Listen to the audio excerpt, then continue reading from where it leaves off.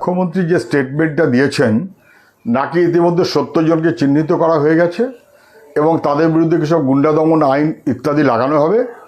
আমি জানি না উনি রং, বর্ণ, ধর্ম এই সব দেখে রাজনৈতিক উদ্দেশ্যে যদি কিছু করতে চান তাহলে মানুষ কিন্তু ছেড়ে কথা বলবে না। যথাযথ তদন্ত সবসময় জরুরি। হামলার বিরুদ্ধে আমরা, কিন্তু তার আগে মনে রাখতে হবে, সরকারকেও মনে রাখতে হবে, এই কদিন আগেই তো কাকে জিহাদি বলে দিচ্ছেন, এফআইআরে নাম থাকা লোককে নির্দোষ বলে দিচ্ছেন। ফলে ওরা সব কথার যথার্থ এটা মনে করার কোনো কারণ নেই মুখ্যমন্ত্রীর। দিল্লিতে দেখেছেন কিভাবে পুলিশ নিরীহ ছাত্রদের উপরে তারা প্রতিবাদ করতে গেছে তাদের ভবিষ্যতের জন্য।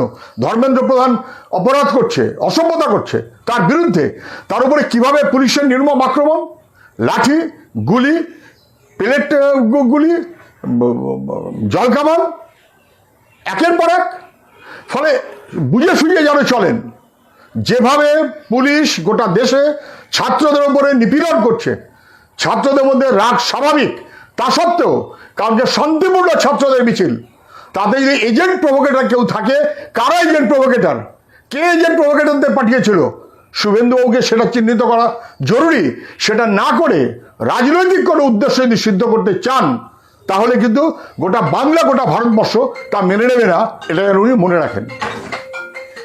দেখুন, গতকাল কলকাতায় ছাত্রদের স্বতঃস্ফূর্ত বিক্ষোভের মিছিল হচ্ছিল। প্রায় শেষের দিকে সাংবাদিকদের ওপরে হামলা হয়েছে। আমি তার তীব্র নিন্দা করছি। যে দুষ্কৃতীরা এ কাজ করেছেন তারা সমগ্র ছাত্র আন্দোলনের বদনাম করার জন্য কাজ করেছেন। আমি তীব্র ভাষায় নিন্দা করছি।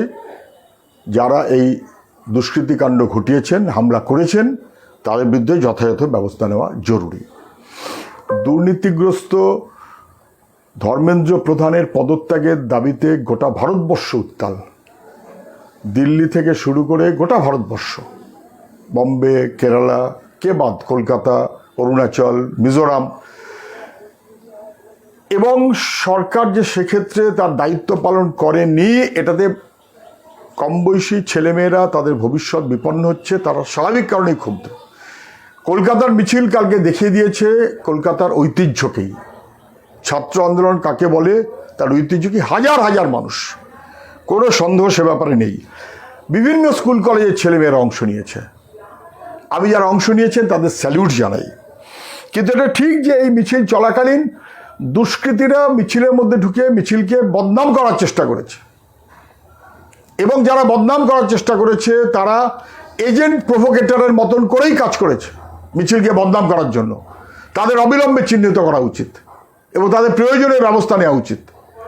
গতকাল রাত্রেই ছাত্র নেতারা তারা হাসপাতালে গিয়েছিলেন সাংবাদিকদের সঙ্গে দেখা করার জন্য, এবং তারা তাদের বার্তা স্পষ্টত দিয়েছেন তারা যে কোনো প্রয়োজনে আক্রান্ত সাংবাদিকদের পাশে আছেন, এবং তারা দাবি করেছেন যে দুষ্কৃতীদের চিহ্নিত করে অবিলম্বে তার প্রয়োজনীয় ব্যবস্থা নেওয়া হোক। কিন্তু ছাত্র আন্দোলনের কর্মীরাও কালকে আক্রান্ত হয়েছেন, হয়তো একই দুষ্কৃতী বাহিনীর দ্বারা। তাদেরও কয়েকজনকে হাসপাতালে যেতে হয়েছে। সমগ্রভাবে ঐতিহ্যপূর্ণ ছাত্রদের মিছিল, তাকে বদনাম করার জন্য যারা কাজ করেছেন এবং সাংবাদিকদের উপর হামলা চালিয়েছেন, তার তীব্র নিন্দা করছি। তার প্রয়োজনীয় ব্যবস্থা সরকার গ্রহণ করুক, দুষ্কৃতীদের চিহ্নিত করুক। এটা কখনো মেনে নেওয়া যায় না।